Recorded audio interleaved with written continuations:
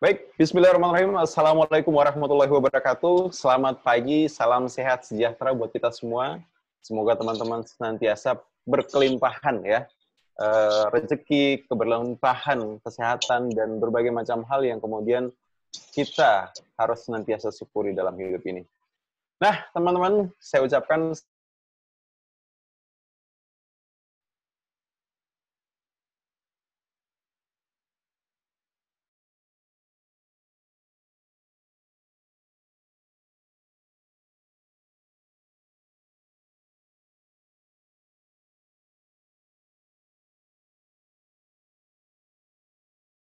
challenge ya. Jadi, tantangan-tantangan yang dihadapi oleh seorang leader. Nah, banyak orang yang beranggapan bahwa menjadi seorang leader adalah sesuatu yang enak, asik. Karena ya secara otomatis biasanya yang orang bayangkan ketika menjadi seorang leader adalah berbagai macam fasilitas, berbagai macam kelebihan, berbagai macam kondisi-kondisi yang itu membuat orang ingin jadi seorang leader. Yang tidak banyak orang paham adalah bahwa untuk menjadi leader itu butuh tanggung jawab tersendiri, butuh tanggung jawab yang lebih besar, butuh kemudian kapasitas yang lebih dibandingkan dengan orang-orang yang bukan leader. Karena disitulah justru kemudian kita alasannya dibayar ataupun mendapatkan fasilitas lebih. Nah, hari ini saya akan sharing tentang berbagai macam hal yang menjadi challenge ya sebagai seorang leader. Nah, jadi apa saja yang kemudian menjadi challenge kita kalau kita kemudian menjadi leader. Nah, kita akan bahas satu persatu. Yang pertama adalah seorang leader ya, challenge pertama itu adalah dia harus bisa menjadi model ya, menjadi model. Model artinya apa? Satu rujukan baik cara berpikir, cara bicara, cara bersikap, cara mengeksekusi sesuatu. Nah, leader ini dia ketika ingin bagaimana memiliki tim yang punya perform sesuai dengan yang dia harapkan, maka tidak bisa tidak kalau dia kemudian yang harus membentuk dulu dirinya untuk kemudian bisa punya model yang nantinya akan ditiru oleh audiens. Bukan oleh audiens ya, oleh followernya, oleh pengikutnya. Ya, teman-teman, sorry ya, ini kita lagi ada di rumah, jadi mungkin akan ada beberapa background. Ya, jadi tolong dimaklum ya. Jadi seperti itu ya. Yang pertama challenge-nya adalah kita harus bisa menjadi model ya, menjadi model untuk tim kita, menjadi model untuk organisasi kita. Dan menjadi model ini bukanlah sesuatu yang mudah, tapi juga bukan sesuatu yang sulit. Kita bisa kemudian merancang bagaimana kita akan menjadi model bagi tim kita seperti apa dengan beberapa hal yang butuh kita lakukan. Ya. Apa itu? Yang pertama, hal yang butuh kita lakukan kalau kemudian kita ingin bagaimana menjadi model bagi tim kita, bagi organisasi kita, bagi follower kita adalah yang pertama, yaitu kita harus punya apa ya, kejelasan terhadap nilai-nilai yang kita pegang. Nah, kejelasan terhadap nilai-nilai yang kita pegang. Nilai-nilai apa? Nilai-nilai hidup. Sesuatu yang kita yakini bahwa itu important, bahwa itu penting, bahwa itu yang kemudian menjadi dasar kehidupan kita, dasar dari kita bersikap, dan dasar dari keberhasilan-keberhasilan yang akan kita capai. Nah, Anda sebagai seorang leader harus clear sejak awal itu ketika Anda memimpin. Apa yang menjadi nilai Anda? Nah, nilai kehidupan itu bisa macam-macam ya. Jadi misalnya, kejujuran, disiplin, integritas, kerja keras, kerjasama, percaya diri. Nah, apapun itu adalah nilai. Nah, sekarang bagaimana kita bisa mengetahui apa sih sebenarnya nilai kita? Nah, Anda bisa kemudian menggali dari jawaban yang Anda akan buat ketika ada kalimat seperti ini. Dalam hidup ini, apa hal yang paling penting buat Anda? Nah, silakan. Teman-teman, boleh bantu di chat ya. Ketika ada pertanyaan seperti ini, di dalam kehidupan, apa nilai yang paling penting bagi Anda? Nah, boleh di chat ya, di bagian komen, kira-kira. kalimat itu kalau kemudian teman-teman lengkapi akan menjadi seperti apa? Apa hal yang terpenting bagi kita di dalam kehidupan ini?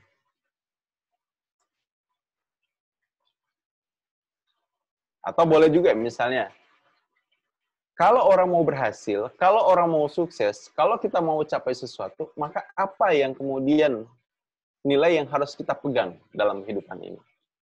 Nah, silakan teman-teman bisa sharing ya, berikan komentarnya di kolom chat.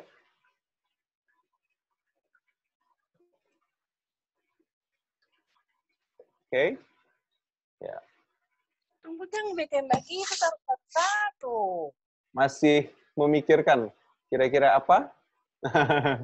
Waktu, akhlak, misalnya seperti itu. Nah, apa lagi? Ada ya, Ibu Mei sudah. Oke, akhlak. Boleh. Jadi ketika misalnya, oke, bagi Bu Mei ya, Bu Siti Mei, bahwa dalam kehidupan ini, nilai yang utama, hal yang paling bernilai bagi diri kita itu adalah akhlak. Menurut kita adalah akhlak. Sehingga segala sesuatunya akan kemudian kita dasarkan pada nilai yang menurut kita penting tadi. Nah, Bu Ervin, waktu. Oke. Nah, prinsip. Nah, jadi prinsip mungkin boleh Ibu Lita diperinci lagi. Prinsip apa? Prinsip hidup Ibu Lita apa itu? Yang kemudian penting untuk senantiasa dipegang. Ya, masing-masing orang kan punya prinsip hidup. Nah, nilai ini juga bisa jadi adalah prinsip hidup ya. Apa yang kita yakini, apa yang kita pegang, apa yang kemudian kita jadikan rujukan dalam setiap cara kita berpikir, merasa, ataupun bertindak itu. Nah, jadi apa yang kemudian menjadi prinsip kita? Oke, silakan. Nah, jadi teman-teman semua yang baru datang, baru bergabung, kira-kira kalau Anda ditanya dengan satu pertanyaan ini, apa hal yang penting dalam hidup Anda? Apa prinsip hidup Anda? Maka jawabannya apa? Boleh silakan share ya di kolom komentar. Kita chat.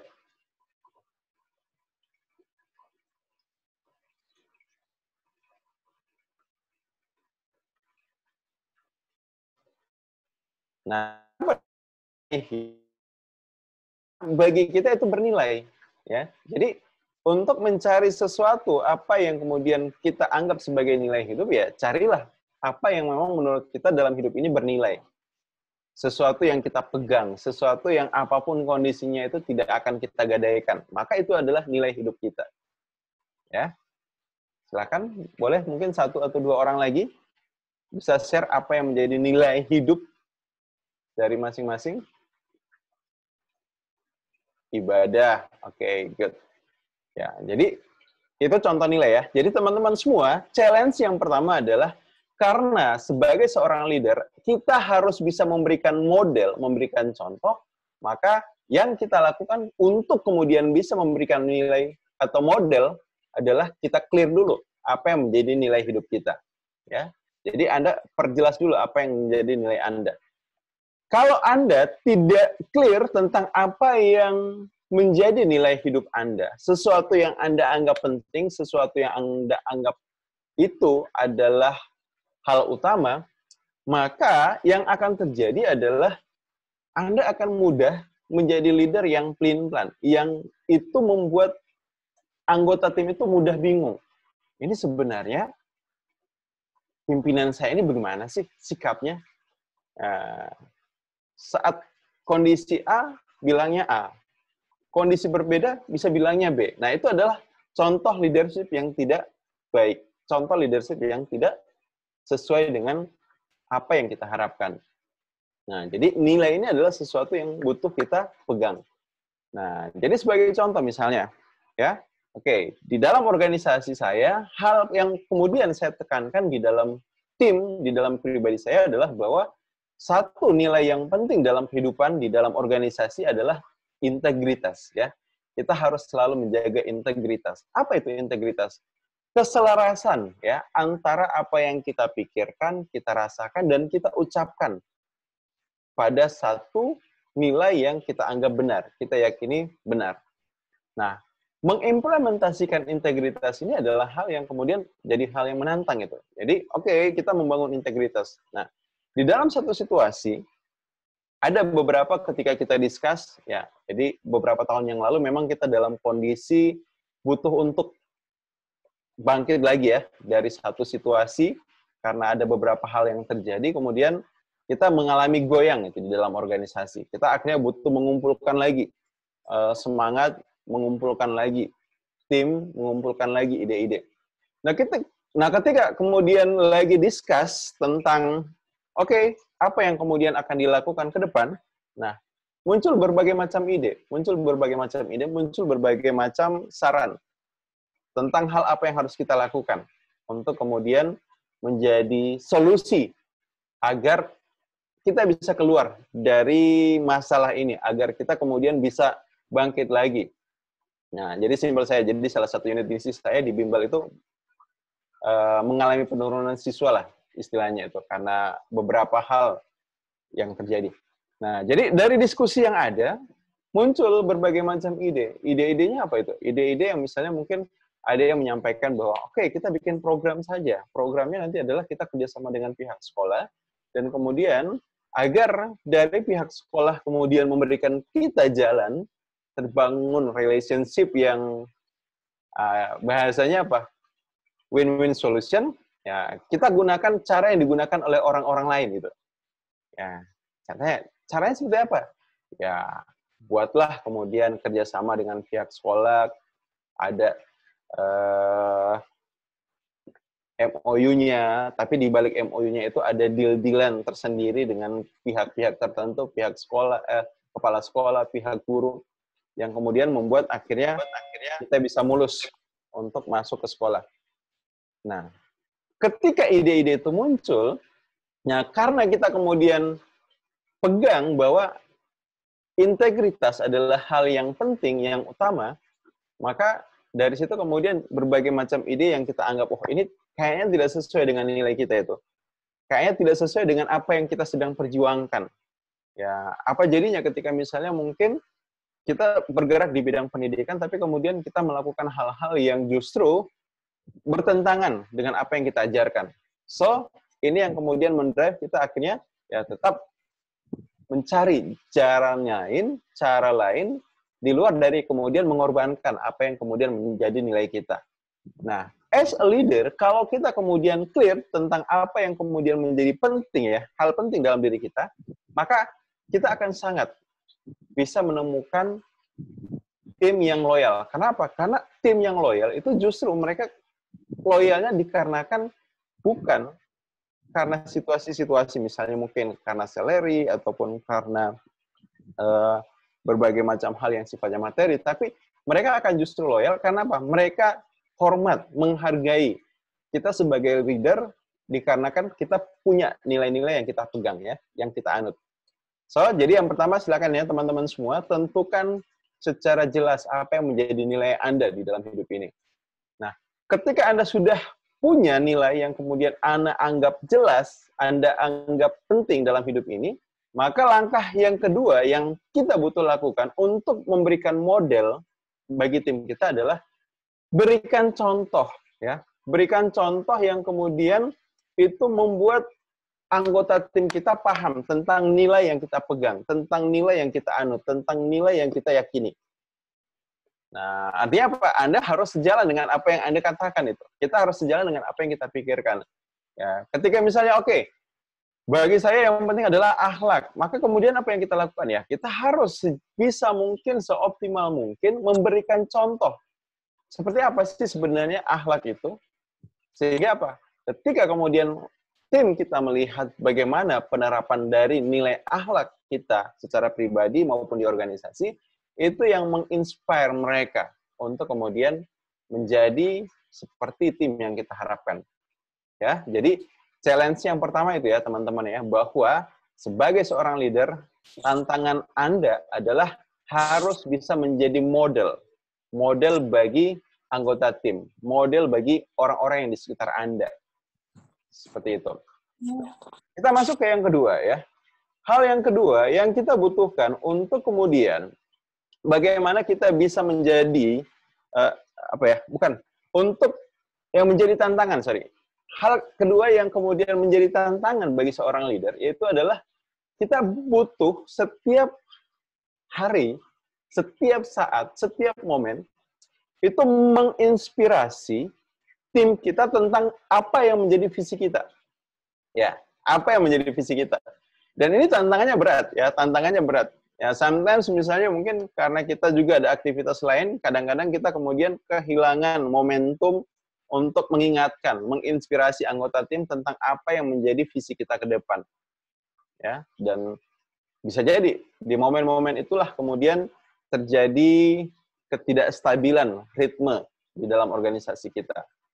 Nah, apa yang butuh kita lakukan untuk bagaimana kita bisa menginspirasi anggota tim kita pada visi yang sudah kita miliki? Nah, yang pertama adalah ya kita harus kemudian di dalam momen-momen tertentu, biasanya misalnya mungkin Anda bikin agenda-agenda yang sifatnya rutin, apakah itu per bulan, apakah per 3 bulan, yang khusus sebenarnya apa? Membahas terkait dengan apa yang menjadi visi ke depan, apa yang menjadi target ke depan. Ya, tidak setiap hari juga sih kemudian Anda bahas tentang visi. Nah, bisa jadi apa? Itu akan menjadikan mereka jenuh. Atau bisa juga sebenarnya kalaupun Anda mau melakukan itu, include-kan di dalam kegiatan debrief ya, briefing pagi itu. Nah, briefing pagi. Jadi misalnya Anda kalau memungkinkan di kantor Anda, di grup Anda, di organisasi Anda lakukan ritual briefing pagi,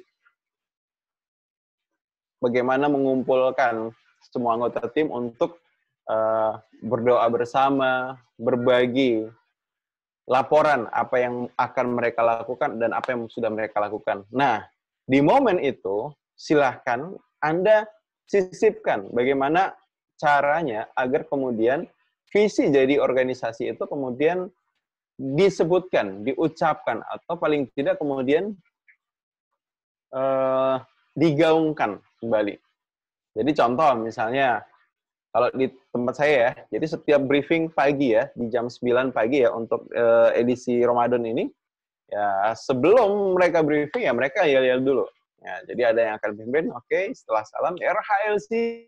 Nah, jadi dari RHLC itu kemudian ada kepanjangannya yang kemudian yang mereka sebutkan dengan bersemangat. Nah, ketika itu dilakukan, itu yang akan membuat mereka akhirnya apa? Jadi teringat lagi tentang visi organisasi, tentang apa yang sebenarnya kita lakukan di sini, tentang apa yang kemudian sedang kita perjuangkan di masa depan. Ya, jadi seperti itu ya, teman-teman ya. Nah, untuk menginspirasi visi, hal yang penting yang butuh kita lakukan adalah agar kita betul-betul bisa menginspirasi visi kita, kita harus bisa memberikan bayangan, ya, gambaran bahwa dengan apa yang kita lakukan saat ini, maka di masa yang akan datang, di masa depan, akan seperti apa pencapaian yang kita akan dapat. Ya, akan seperti apa gambaran organisasi di masa depan. Ya, jadi misalnya contoh, ketika kita develop tim kita seperti ini, maka pada 10 tahun yang akan datang, kita akan punya gedung seperti ini. Kita akan punya tim dengan jumlah seperti ini. Kita akan melakukan aktivitas bersama-sama seperti ini. Nah, itu akan kemudian apa? Memotivasi. Ya, memotivasi anggota tim untuk mereka mendevelop diri mereka bagaimana semaksimal mungkin untuk menjadi pribadi yang the best, menjadi tim player yang the best di dalam organisasi. Ya, jadi Anda harus bisa membayangkan, mengimajinasikan kepada mereka tentang apa yang akan terjadi di masa depan ketika visi ini terwujud. Apa saja kemungkinan-kemungkinan ya yang bisa kita raih di masa depan ketika kita bisa mencapai hal tersebut. Nah, hal yang kadang-kadang kita lupa lakukan adalah saat kita menginspirasi ya, memberikan inspirasi pada tim kita tentang visi kita ke depan, kita lupa kadang-kadang untuk memasukkan mereka di dalam visi tersebut, di dalam cerita visi tersebut. Ya, jadi bisa jadi karena keasikan bercerita, oke, saya ingin, yang saya bayangkan 10 tahun yang akan datang, 50 tahun yang akan datang itu. Ya, organisasi punya ini, punya ini, punya ini. Nah, itu boleh, walaupun sebenarnya kurang tepat. Jadi, pemilihan kata saat Anda menginspirasi anggota tim, itu harus dilakukan dengan sangat-sangat cermat. Hindari memberikan kesan ketika Anda menceritakan tentang visi misi, itu adalah kesannya apa? Saya. Ya, ingat, kita menjadi leader itu adalah untuk bagaimana membawa semua orang yang ada di organisasi itu menuju ke tempat yang kita inginkan. Dan seorang leader itu dia berjuang bukan untuk kepentingan dirinya, tapi untuk kepentingan anggota tim. Maka hindari terlalu banyak menggunakan saya. Ya, Anda gunakan kata misalnya kita, ya. Kita akan seperti ini. 20 tahun lagi kita akan punya ini, kita akan melakukan ini. Misalnya, oke, tahun depan kalau teman-teman kemudian capai omset yang kemudian sudah kita rancang, maka kita akan wisata ke Singapura. Nah, dan sebagainya. Jadi, gunakan kata-kata kita dan akan lebih powerful lagi. Ini rahasianya ya, rahasianya. Jadi, saat bercerita tentang visi tadi, Anda sisipkan beberapa hal yang sifatnya bisa jadi guyonan, hal yang sederhana, yang ringan, yang itu mengena, ya. Ya, mengena. Misalnya, mengena seperti apa? Ya, Anda contoh, oke, kita akan melakukan ini, kita akan capai ini, dan saya membayangkan, nah, misalnya, kalau ada anggota tim Anda yang namanya Budi, ya, Budi itu akan punya ruangan sendiri dengan tim 10 orang di dalamnya. Nah, jadi teman Anda atau tim Anda yang bernama Budi ketika disebut seperti itu, yang terjadi di dalam kepalanya itu langsung muncul satu gambaran mental. Dia langsung bisa kemudian membayangkan apa yang kita ceritakan. Dan bayangan yang dia buat itu adalah bayangan yang personal. Karena apa? Karena kita menyebut nama dia di situ, ya. Menyebut nama dia di situ, ya. Jadi contoh misalnya begini ya. Oke, kita gunakan ya beberapa contoh ya, seperti ini ya. Jadi, di 10 tahun yang akan datang, proses belajar kita itu tidak akan lagi dilakukan di bumi. Tapi kita akan lakukan meeting-meeting seperti ini itu di luar angkasa. 10 tahun lagi, SpaceX ya, buatan Elon Musk, itu akan kemudian dipasarkan bebas. Orang yang mau meeting, orang yang mau wisata, orang yang mau keluar angkasa, itu bisa dengan mudah mengakses. Tinggal beli tiket dan berangkat. Nah, kita semua di dalam grup ini, 10 tahun lagi, akan lakukan berbagai macam hal terkait dengan pengembangan diri, tidak di bumi. Ya, tapi di mana? Kita akan bikin di bulan. Nah, jadi di bulan itu 10 tahun lagi, akan ada hotel, meeting room, dan berbagai macam fasilitas mewah yang disiapkan oleh Elon Musk untuk kemudian menjadi satu pengalaman berbeda bagi orang yang ingin berwisata. Dan saya membayangkan di situ nanti Bu Siti Rahmawalidah kesananya bareng anak-anak, ya. Ya, kemudian wah Ibu Ervin pun nanti saat di sana bisa mencoba seluncuran yang terbesar di luar angkasa. Nah, jadi ketika kita menyebutkan person-person di dalam anggota tim kita, itu memberikan impact yang jauh lebih personal kepada mereka dan membuat mereka akhirnya apa? Ya, masuk, terlibat ke dalam visi yang kita buat tadi itu. Ya, jadi itu tantangan kita ya, yang kedua ya, teman-teman, sebagai seorang leader. Yang pertama kita sudah bahas, tantangan kita adalah kita harus bisa menjadi model. Yang kedua adalah kita harus senantiasa bisa menginspirasi anggota tim kita, organisasi kita, untuk bergerak maju dengan memberikan mereka gambaran tentang visi misi kita ke depan. Nah, hal yang ketiga yang menjadi tantangan kita adalah sebagai seorang leader, kita itu punya tugas untuk always selalu challenge the process. Challenge the process. Challenge the process artinya apa? Kita menantang setiap proses yang sudah kita punya yang sudah kita lakukan, yang sudah kita kerjakan, agar apa? Agar kita bisa develop lagi gitu, agar ada hal yang bisa kita increase, ada hal yang bisa kemudian menjadi sebuah inovasi, ya. Organisasi yang akan survive, organisasi yang akan terus maju dan berkembang, itu adalah organisasi yang dia senantiasa ada kebaruan di dalamnya. Ya, ada kebaruan, ada hal-hal menarik yang membuat mereka excited. Kenapa? Karena kondisinya begini ya, teman-teman ya. Kita sekarang ada di era ya yang masih era milenium lah, karena sebagian besar yang kemudian berada dalam posisi-posisi yang strategis, ya angkatan produktif kita adalah rata-rata orang-orang milenial, ya orang-orang yang lahir di atas 80-an. Ya.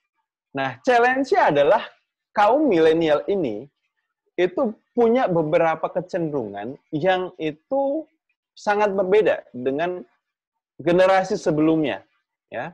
Generasi X, generasi baby boomer, itu sangat berbeda ya. Nah, apa bedanya? Para milenial itu cenderungnya apa? Cenderungnya mereka itu sangat tidak suka diatur. Ya, sangat tidak suka diatur. Inilah kenapa kemudian kalau kita lihat ya teman-teman, misalnya banyak orang yang lulus kuliah dan kemudian masih menganggur. Karena apa? Karena salah satunya mereka tidak siap untuk ketika masuk di dunia kerja yang serba teratur. Nah, sebenarnya bukan hanya karena serba teratur, tapi ada faktor lain juga di perusahaan yang itu membuat mereka tidak betah. Nah, selain karena serba diatur, juga tidak ada improvement. Nah, tidak ada kemajuan, tidak ada pembaharuan. Nah, orang-orang milenial itu cenderung apa? Suka tantangan. Mereka senantiasa suka hal yang baru. Makanya mereka senangnya apa? Jalan-jalan, senang misalnya nyobain hal-hal baru. Senang misalnya mungkin foto-foto di tempat-tempat yang instagramable ya. Karena apa? Karena memberikan sebuah hal yang membuat mereka excited. Apa itu? Ada rasa senang kalau misalnya bisa eksis. Nah, itu adalah contoh-contoh dari perilaku orang-orang milenial. Nah, kaitannya dengan challenge the process apa? Kalau kemudian mereka berada di satu organisasi yang monoton, yang tidak ada improvement, yang kemudian yang dilakukan hanya itu-itu saja, maka ini akan berpotensi membuat mereka tidak betah. So, yang kita butuh lakukan, tantangan sebagai seorang leader adalah always kita harus selalu challenge the process. Nah, challenge the process ini artinya apa? Ya, kita senantiasa memperhatikan di dalam proses bisnis yang terjadi di dalam organisasi kita, maka apa-apa saja yang sudah ada, itu kita senantiasa kembangkan dengan menemukan cara-cara baru, ya, cara-cara baru. Jadi misalnya, oke, di sini ada beberapa teman ya, Ibu Ervin ya, Ibu Ervin punya lembaga pendidikan, ya. Nah, di lembaga pendidikannya Ibu Ervin, coba misalnya, Ibu selalu secara periodik challenge the process. Nah, misalnya, tanyakan kepada timnya itu, oke, kita sekarang mengajar dengan metode ini. Sekarang coba kita challenge dengan prosesnya, ya, kita challenge prosesnya. Ada nggak metode yang kita bisa lakukan yang itu bisa lebih cepat, sehingga bisa memaksimalkan hasil yang kita peroleh dalam waktu yang lebih singkat. Nah, misalnya seperti itu. Ya. Jadi contoh lagi, misalnya Ibu apa ya? Ya teman-teman semua ya, ada Ibu Lastri ya. Nah, jadi misalnya dalam melakukan sebuah aktivitas itu, ya, Ibu challenge the prosesnya. Oke, kalau saya tantang proses yang saya lakukan sekarang, itu saya lakukan dengan cara yang berbeda, kira-kira hasilnya bisa lebih cepat nggak? Hasilnya lebih banyak nggak? Nah, itu yang butuh kita lakukan ya. Jadi bagaimana kita mencari berbagai macam kemungkinan yang itu bisa meningkatkan hasil yang kita lakukan dari apa yang sudah kita kerjakan. Nah, itu disebut dengan challenge the process ya. Nah, jadi contoh misalnya kalau Anda punya rumah makan ya, Anda challenge the process. Bagaimana caranya saya bisa masak lebih banyak di waktu yang lebih cepat. Ya, seperti itu. Dengan waktu yang lebih singkat. Nah, itu challenge the process. Bagaimana caranya saya bisa melakukan prospecting, sekali prospecting misalnya bisa langsung 5-10 orang yang saya prospek gitu. Nah, kalau selama ini prospectingnya satu-satu, maka itu yang kita butuh lakukan. Nah, sebagai seorang leader, ya tantangan kita itu harus senantiasa menawarkan sebuah tantangan pada proses yang sudah kita punya di dalam organisasi kita agar apa? Agar orang-orang di dalam tim kita itu merasa bahwa mereka ada sesuatu hal baru yang terus mereka peroleh ketika berada di organisasi. Ada selalu hal yang menantang untuk mereka lakukan ketika mereka ada di organisasi kita, ya. Jadi challenge the process. Nah, tentu saja ya, ketika kita berada dalam fase challenge the process ini ya kita butuh banyak apa? Melakukan eksperimen. Butuh banyak mengambil resiko dengan secara konsisten menciptakan kemenangan-kemenangan kecil dari setiap pembelajaran yang dialami. Nah, jadi kita butuh menghidupkan organisasi kita itu dengan hal-hal yang baru. Nah, ini saya sharing saja ya dengan teman-teman semua. Jadi, di salah satu unit bisnis saya, nah, itu karena situasinya COVID sekarang ya, COVID-19, siswa-siswa itu diliburkan, masih belum boleh masuk sekolah. Sehingga apa? Ya, saya challenge prosesnya. Sekarang kalau misalnya siswanya nggak bisa masuk ke sekolah, apa yang bisa kita lakukan? Oke, kita bikin proses pembelajaran secara online. Nah, sekarang, kalau kita bikin proses pembelajaran secara online, apa yang bisa kita, akhirnya sudah jalan seperti itu. Tapi kemudian, saya challenge lagi tuh, agar kemudian pembelajarannya secara online itu tetap menarik, tetap menyenangkan, apa yang butuh dilakukan? Oh, saya challenge lagi prosesnya. Jadi, tidak hanya kemudian mengajarkan secara langsung, secara satu arah, tapi dibuat agar kemudian anak-anak di rumah itu ada aktivitasnya. Ya, kita create eksperimen-eksperimen, hal-hal yang sifatnya harus mereka lakukan. Nah, challenge lagi itu. Oke, kalau misalnya bikin eksperimen-eksperimen begitu, nah, kira-kira bagaimana kemudian eksperimennya agar menarik gitu? Oh, kita carikan yang kemudian apa? Sesuatu yang bikin takjub. Anak-anak ketika melakukan, misalnya mencampur beberapa zat kimia yang kemudian akhirnya menimbulkan satu reaksi. Ya, apakah itu letupan atau kemudian gas yang akhirnya bisa mengisi satu balon dan kemudian membuat balon itu terbang. Nah, itu adalah challenge the process. Ya.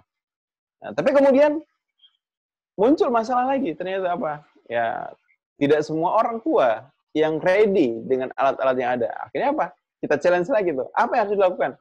Oh, ternyata butuh kita menyiapkan bahan-bahan itu. Dan seterusnya, dan seterusnya. Sehingga apa? Ada improvement selalu yang kita munculkan ya, teman-teman. Dan memang untuk challenge the process ini, menantang setiap proses yang sudah jalan itu, ya kita butuh ambil resiko, kita butuh melakukan eksperimen-eksperimen. Tapi yang menarik begini, justru cara-cara ini yang akhirnya apa? Bikin tim kita itu jadi senang, jadi enjoy. Nah, saya perhatikan ada beberapa orang yang, oke, saya tanya, kenapa kamu tidak di tempat itu lagi? Gitu. Dia pernah kerja dan kemudian tidak di tempat dia bekerja sekarang itu. Di tempat dia bekerja, dia memilih keluar. Kenapa tidak di tempatmu lagi? Ya, jawabannya simpel itu, bosan itu, monoton.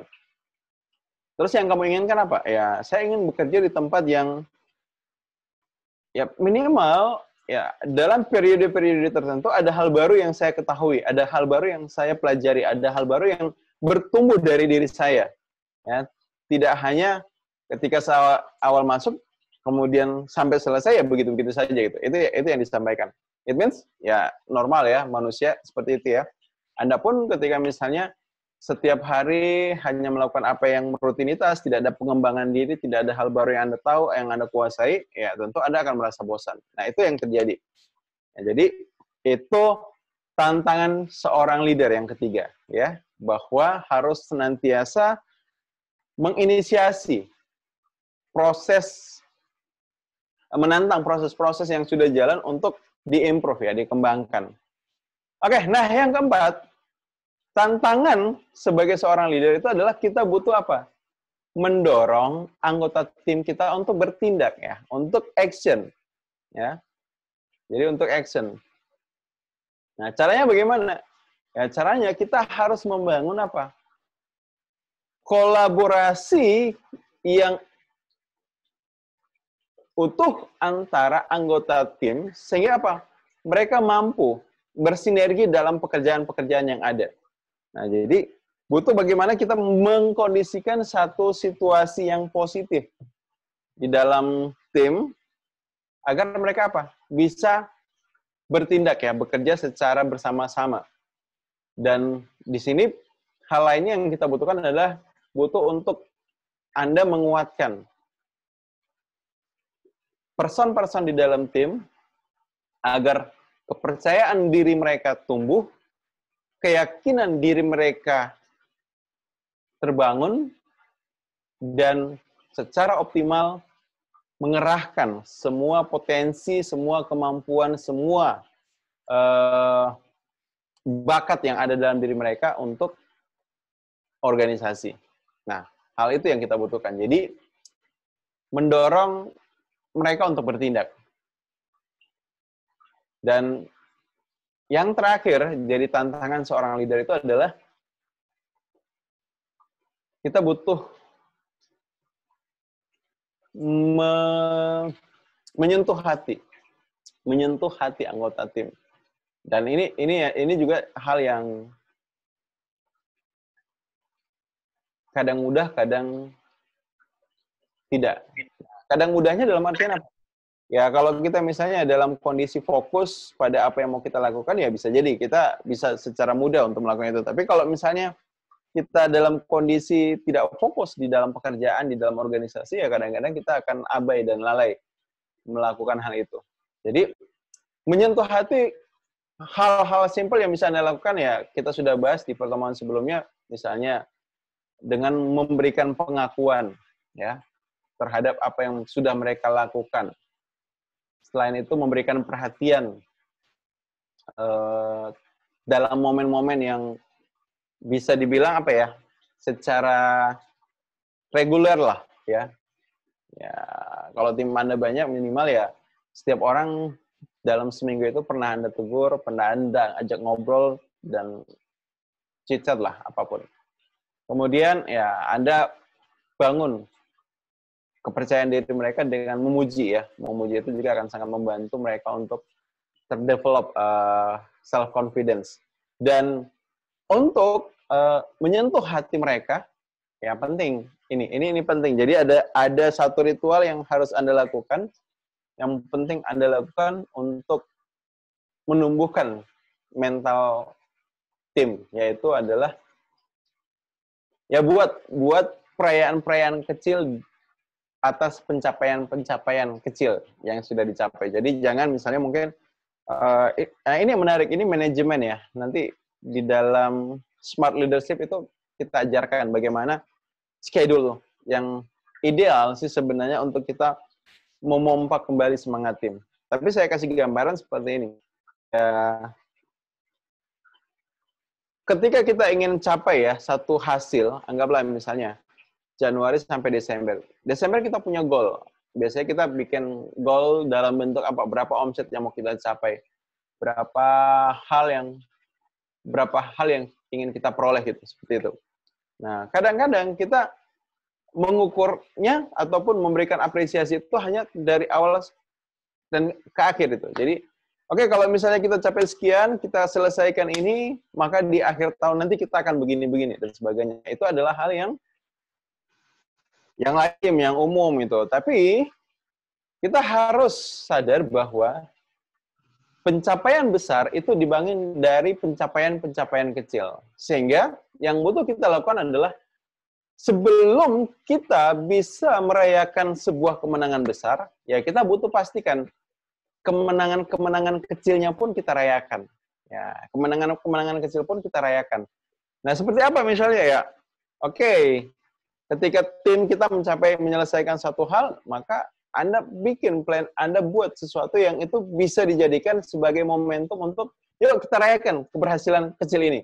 Misalnya tim Anda ada yang closing, ya oke, maka mungkin ya yang simpel saja. Ya kalau kayak saya misalnya mungkin ya kadang-kadang misalnya depan kantor ada yang pentolan ya, yang jual pentolan lewat gitu ya, sudah lah kita belikan pentolan ya kita makan sama-sama. Atau beli nasi goreng, pisang goreng, ya kita makan sama-sama. Jadi buat perayaan-perayaan kecil agar apa? Membangun mental, semangat, dan keakraban di dalam anggota tim sehingga mereka secara utuh tidak lagi hanya sekedar melihat bahwa organisasi kita adalah organisasi bisnis saja, tapi mereka akan kemudian melihat ini adalah rumah kedua saya, ini adalah keluarga saya. Dan ketika itu terjadi, maka kita bisa membangun sebuah engagement yang kuat di dalam tim dan lebih solid di dalam pencapaian ke depan.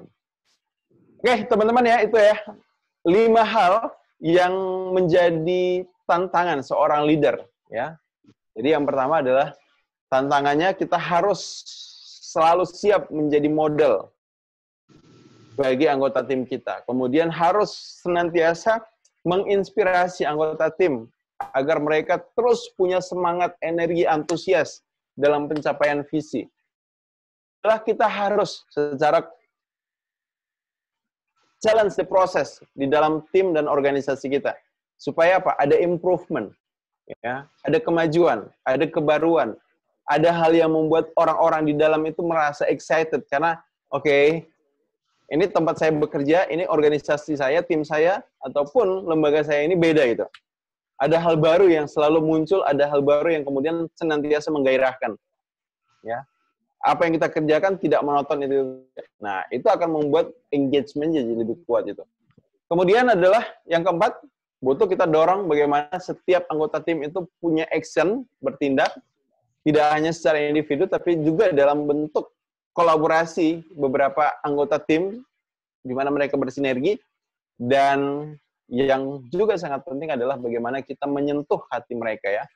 Kita menguatkan hati mereka, kita menyatukan hati mereka, sehingga mereka tidak hanya melihat kita sebagai atau organisasi sebagai hubungan pekerjaan, hubungan profesionalisme, bisa sampai di level, oke, ini adalah keluarga saya, ini adalah rumah kedua saya.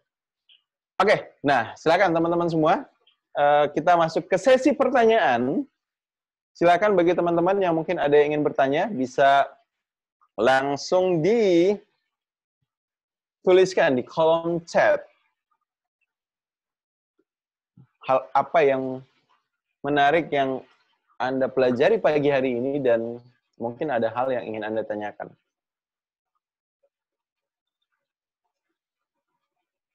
Ya, oke. Nah, teman-teman semua nanti program Ramadan online sharing ini tidak terasa ya, akan berakhir. Kita tinggal punya 2 sesi lagi ya.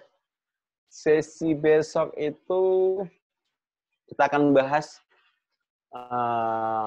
how to lead people with question. Jadi bagaimana memimpin orang dengan pertanyaan ya, bukan dengan perintah. Dan hari Sabtunya kita akan bahas how to lead millennial atau millennial leadership. Lebih spesifik lagi. Nah, beberapa hari yang lalu, kemarin ya, saya sempat minta share dengan teman-teman tentang ada topik-topik yang mungkin akan kita bahas. Jadi, plan-nya next akan tidak seperti ini. Kalau ini adalah modelnya seminar web,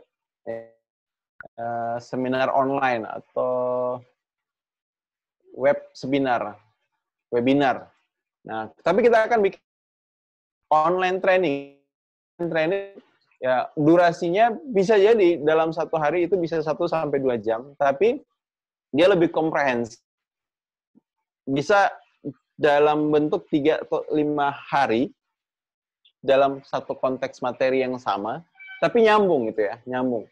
Dan di dalam online training nanti, bedanya lagi adalah kita akan ada misalnya file yang saya share yang kemudian teman-teman isi, ada bagan, ada modul, ada kuesioner, ada tes-tes yang harus dilakukan, ada hal yang misalnya kita praktekkan sama-sama yang itu akan lebih meningkatkan pemahaman materi. Jadi itu yang sedang saya rancang dan kemungkinan besar baru bisa kita publish ya setelah Lebaran.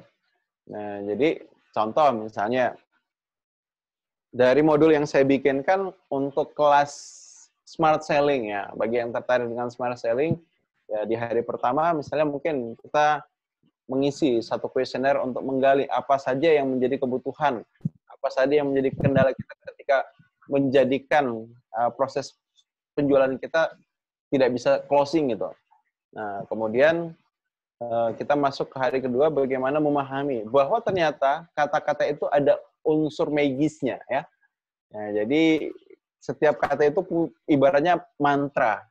Ya, ketika kita gunakan kata A dan kata B, maka hasil dari bagaimana impact dia memunculkan gambaran mental di dalam kepala seseorang itu beda. Nah, ada kata-kata itu yang kalau kita gunakan bisa membawa orang trance. Trance itu apa ya? Terbuai.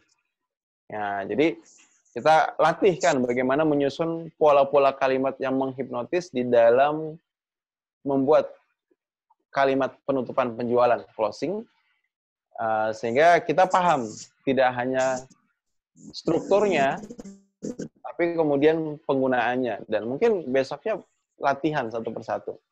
Nah, itu contoh. Jadi, model online training itu akan jauh lebih komprehensif, lebih banyak praktek, lebih banyak hal-hal yang dilakukan. Karena kalau webinar, kalau online seminar, ya targetnya adalah teman-teman punya awareness, punya pengetahuan, punya wawasan.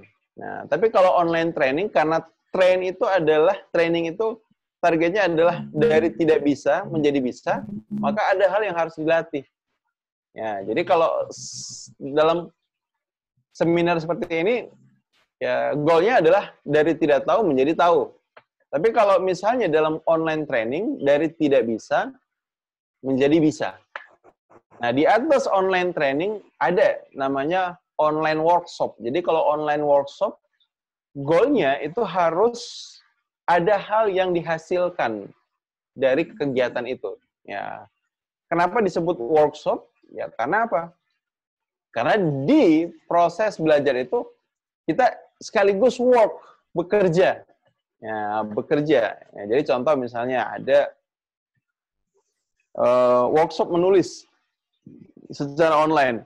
Maka targetnya dari proses online workshop menulis ini, di akhir pelatihan, itu minimal peserta sudah punya draft buku yang akan dibuat. Nah, misalnya seperti itu. Jadi itu bedanya ya, antara training dan workshop itu.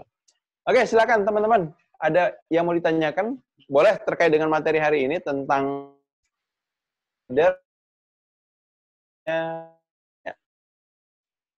Oke. Halo Pak Ical. Bagaimana menghadapi atau menyatukan berbagai karakter dalam tim kita? Nah, jadi hal yang tidak bisa kita pungkiri adalah di dalam tim kita pasti terdiri dari orang-orang dengan berbagai macam karakter, ya, berbagai macam karakter. Dan kita tidak bisa kemudian menyatukan karakter itu, menyamaratakan karakter itu. Bisa sih, tapi prosesnya panjang dan itu butuh dilakukan di awal. Jadi saat seleksi, ya Anda harus memastikan bahwa yang kemudian Anda rekrut adalah orang-orang dengan karakter yang Anda inginkan itu. Ya, ada tes-tes yang bisa dilakukan untuk kemudian mendapatkan hasil seperti itu. Tapi itu pun kemudian tidak bagus kalau diaplikasikan. Karena apa? Kalau anggota tim kita misalnya punya satu karakter, punya satu kepribadian, punya satu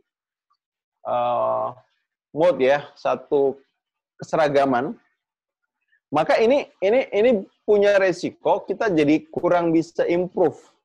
Karena ide-ide biasanya dari orang-orang dengan karakter yang sama, kepribadiannya sama-sama. Nah, tapi justru karena berbeda-beda, bisa jadi proses di dalam organisasi bisnis kita jadi enak. Jadi contoh misalnya, ya di dalam organisasi kita, jangan semuanya orang yang misalnya kreatif. Biasa apa? Kalau orang kreatif apa? Idenya banyak gitu. Tapi kelemahan orang kreatif yang punya banyak ide apa? Eksekusinya lemah. Jadi ya kita butuh bagaimana? Di tim kita ada orang yang kreatif bisa memunculkan ide-ide, tapi ada juga yang bisa menjadi eksekutor. Walaupun si orang yang kreatif ini juga dia harus terjun, tapi minimal ada orang eksekutor yang bisa menjadi jaminan kita bahwa itu dieksekusi. Kita pun harus punya di dalam tim kita orang yang sifatnya apa? Sifatnya kritis. Jadi setiap ide yang masuk itu dia justru melihatnya dari apa? Dari sisi negatif. Ya. Jadi ada orang yang misalnya dia fokus idenya ini. Pokoknya hal-hal yang positif lah. Hal-hal yang baru yang dia kemudian diungkapkan. Tapi semua ide-ide itu harus ada yang kritis. Nah, yang tujuannya apa? Orang kritis itu harus ada di tim kita. Agar dia bisa membantu menyeimbangkan. Melihat dari sisi yang mungkin tidak bisa dilihat oleh orang secara umum. Sehingga bisa membantu untuk menghindarkan kita dari hal-hal yang misalnya berisiko tidak baik untuk organisasi. Nah, jadi apa yang butuh kita lakukan? Ya, yang butuh kita lakukan adalah orang-orang dengan berbagai macam karakter ini, kita inspirasi mereka untuk punya satu kesamaan nilai. Ya, kesamaan nilai dan kesamaan visi.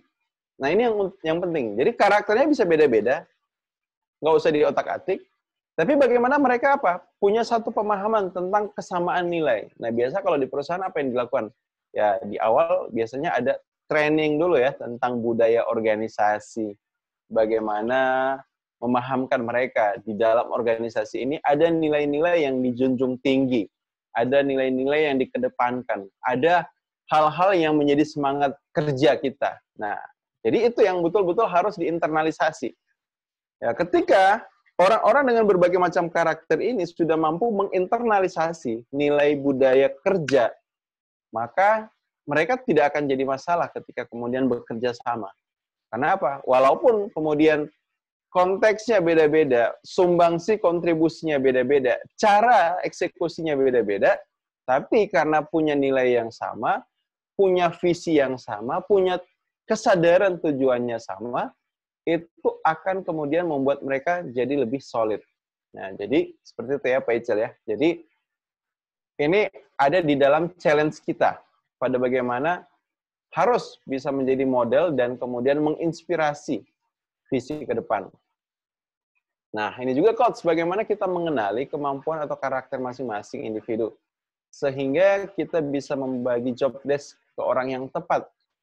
Nah, salah satu tugas leader adalah bagaimana menggali seperti apa sih karakter, hobi, minat dari seseorang, dari tim yang kita punya. Nah, metodenya ya kita sebagai leader harus jadi leader yang grounded. Nah, leader yang grounded itu bagaimana? Leader yang istilahnya melebur, menyatu dengan anggota tim. Nah, memang ada konsep kepemimpinan yang macam-macam sih, ya, yang diaplikasikan di berbagai macam organisasi, di berbagai macam bidang, dan biasanya beda-beda. Nah, kalau contoh misalnya di perusahaan-perusahaan swasta ataupun sekarang ya perusahaan-perusahaan modern, kalau teman-teman misalnya pernah lihat ya liputan bagaimana si Mark Zuckerberg itu ya, Facebook, dia pernah nunjukin di mana meja kerjanya. Jadi kalau di Facebook itu ruang kerjanya itu tidak ada sekat. Ya, tidak ada sekat ruang, wah misalnya ini ruang pimpinan, ini ruang kepala bagian dan sebagainya. Ya, mereka mengedepankan keterbukaan ya, sehingga apa? Dari keterbukaan yang ada yang dikejar adalah bagaimana terbangun sebuah komunikasi yang efektif. Nah, dari keterbukaan itu akhirnya apa? Kita bisa saling menilai satu sama lain apa potensi, apa kelebihan, apa hal yang dimampui oleh orang lain. Nah, ini beda lagi kalau misalnya ada di birokrasi. Kalau di birokrasi kadang-kadang ya kita lihat ya bagaimana memang di set kepemimpinan itu punya strata. Ya, jadi orang-orang dengan strata tertentu punya ruangan, punya fasilitas lebih yang, nah ini punya dampak akhirnya komunikasi itu kurang. Tapi nggak masalah, paling tidak begini. Kalau kita mau buat terobosan-terobosannya adalah yang bisa kita lakukan, paling tidak, kalau Anda memungkinkan ya, Pak Ical memungkinkan ini dilakukan dari proses rekrutmen, maka lakukan penggalian potensi kandidat itu dari awal. Jadi contoh kalau saya misalnya, ya kalau memungkinkan saya sempat untuk wawancara langsung, saya wawancara langsung orang yang kemudian mau masuk di tim. Tapi kalaupun tidak, misalnya kita sudah punya tools, kita sudah punya beberapa perangkat perangkat pertanyaan yang itu nanti kita tujukan untuk menggali. Nah, jadi ya misalnya untuk mencari orangnya seperti apa sih? Ya kita bisa dengan melemparkan beberapa pertanyaan simpel itu. Oke, boleh tahu nggak apa hal yang kamu senangi lakukan? Nah, hal yang senang kamu lakukan. Nah, jadi dia cerita banyak dan sebagainya. Dari situ kita bisa mengambil beberapa kesimpulan tentang orang ini seperti apa. Ya. Nah, jadi seperti itu. Tapi kalaupun tidak bisa ya, diawali dari proses rekrutmen ya, Pak Ical, ya Anda lakukan proses observasi ya, pengamatan. Ketika misalnya bekerja, lakukan pengamatan, observasi orang ini bagaimana dia kemampuan bekerjanya, bagaimana kemampuan dia berpikir, bagaimana kemampuan analisanya. Kemudian coba lakukan pendekatan personal itu. Ya, jadi ngobrol. Ya, jadi ngobrol, tanya itu, apa yang saya bisa bantu? Apa sih yang sedang kamu kerjakan? Apa yang menarik dari pekerjaanmu ini tuh? Atau kadang-kadang misalnya mungkin kita bisa secara random tanyakan itu. Nah kalau ada hal menarik yang ingin kamu kerjakan di kantor ini, di organisasi ini, kira-kira apa itu? Nah, jadi mungkin dari situ akhirnya kita ketemu, Pak, saya itu sebenarnya senang itu, pengen. Nah, dari memfasilitasi bagaimana dia bekerja pada bidang yang dia ada ketertarikan untuk dilakukan. Oke, teman-teman, itu dulu ya sharing kita pada hari ini. Jadi silakan teman-teman, jika ada hal yang mau ditanyakan lebih lanjut terkait dengan materi hari ini ataupun materi sebelumnya, jangan sungkan untuk chat ya, langsung ke WhatsApp saya. Jadi feel free kapan waktunya teman-teman inginkan, saya akan balas ya chat yang masuk. Dan thank you ya kemarin yang sudah bantu untuk vote ya, apa yang kira-kira topik-topik yang menarik. Nah, boleh misalnya saya pengen tahu di sini ada nggak yang senang dengan materi leadership? Siapa saja yang suka dengan materi leadership? Ada nggak? Nah, Widi ya, suka tentang leadership. Nah kita masih punya 2 materi ya. Wow, Bu Nur Hayati, Bu Ervin, Bu Humairah. Yes. Bu Rini, ya. Bu Lastri, ya. Saya suka coach, ya. Saya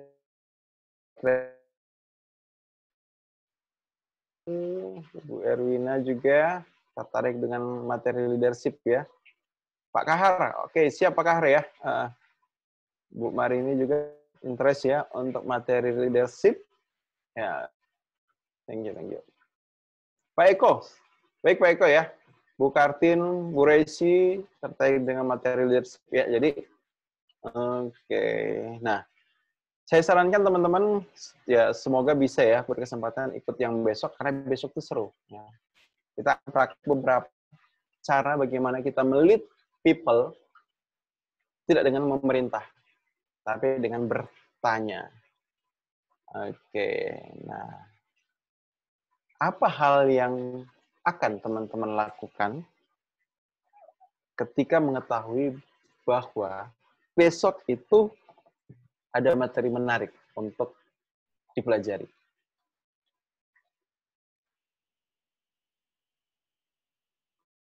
Jadi yang kemudian akan kita praktekkan ya. Oke teman-teman,